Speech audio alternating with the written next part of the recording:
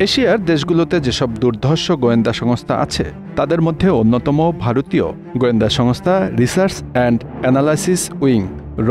বিশ্বের বিভিন্ন দেশ, বিশেষত এশিয়ার দেশগুলোতে এই সংস্থার কার্যক্রম ব্যাপকভাবে বিস্তৃত।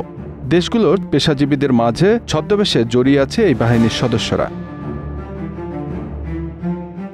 1933 সালে ব্রিটিশ ভারতে প্রথম গোয়েন্দা সংস্থা ইন্টেলিজেন্স ব্যুরো প্রতিষ্ঠা করা হয়। 1947 সালে ভারত স্বাধীন হওয়ার পর সঞ্জীব পিল্লাই আইবি-এর প্রধান হিসেবে দায়িত্ব নেন। তবে 1962 সালে ভারত, চীন এবং 1965 সালে ভারত পাকিস্তান যুদ্ধে ইন্টেলিজেন্স ব্যুরোর ব্যর্থতার পরিচয় দেয়। এর প্রেক্ষিতে 1968 সালে ভারতের প্রধানমন্ত্রী ইন্দিরা গান্ধীর আমলে নতুন গোয়েন্দা প্রতিষ্ঠান হিসেবে রিসার্চ অ্যান্ড অ্যানালাইসিস উইং বা র প্রতিষ্ঠা করা হয়।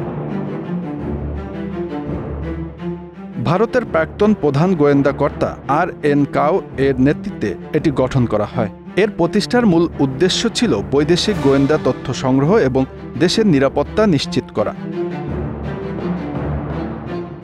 র এর কার্যক্রম প্রধানত দেশীয় এবং আন্তর্জাতিক গোয়েন্দা তথ্য সংগ্রহের উপর নির্ভর করে। এছাড়াও তারা সন্ত্রাসবাদ বিরোধী কার্যক্রম, রাজনৈতিক পরিস্থিতি পর্যবেক্ষণ এবং বিভিন্ন দেশের সামরিক কার্যক্রম সম্পর্কে তথ্য সংগ্রহ করে থাকে। তাদের অন্যতম দায়িত্ব হল ভারতের নিরাপত্তা সংক্রান্ত তথ্য সরবরাহ করা এবং প্রয়োজনীয় ক্ষেত্রে কার্যকর পদক্ষেপ গ্রহণ করা।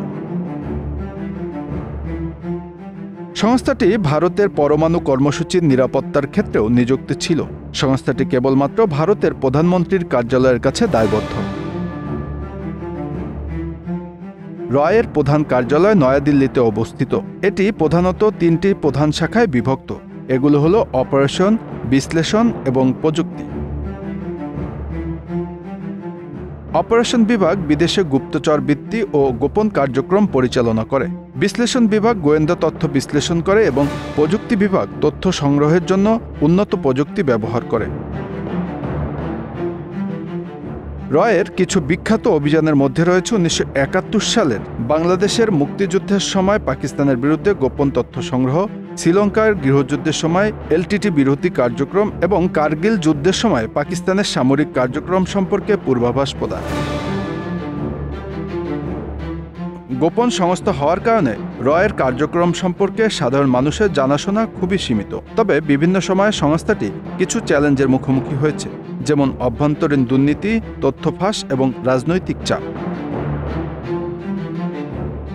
বর্তমান বিশ্বের পরিবর্তিত নিরাপত্তা পরিস্থিতির প্রেক্ষিতে র তার কার্যক্রম ও প্রযুক্তিতে পরিবর্তন আনছে। সাইবার নিরাপত্তা, সন্ত্রাসবাদ এবং অর্থনৈতিক গুপ্তচর বৃত্তির বিরুদ্ধে লড়াইয়ের সংস্থাটি আরও শক্তিশালী হয়ে উঠেছে।